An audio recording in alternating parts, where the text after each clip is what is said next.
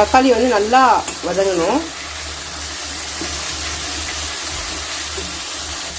இப்போ பாருங்கள் தக்காளி நல்லா வதங்கி எப்படி வந்திருக்குன்னு பாருங்கள். இந்த ஸ்டேஜில் நம்ம ஃப்ரை பண்ணி வச்சுருக்கோம்ல அந்த ப்ரான் அதை ஆட் பண்ணிக்கலாம்.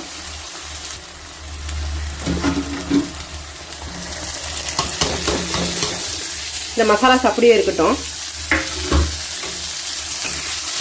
இது நல்லா கோட் ஆகட்டும் ப்ரானோட மசாலாஸு.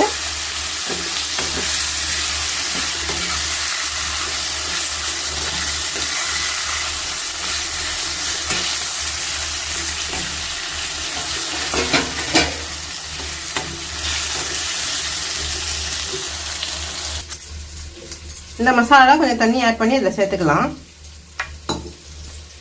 இப்போ தண்ணி ஆட் பண்ணியாச்சு. இது கொஞ்சம் நேரம் வேகட்டும் நல்லா.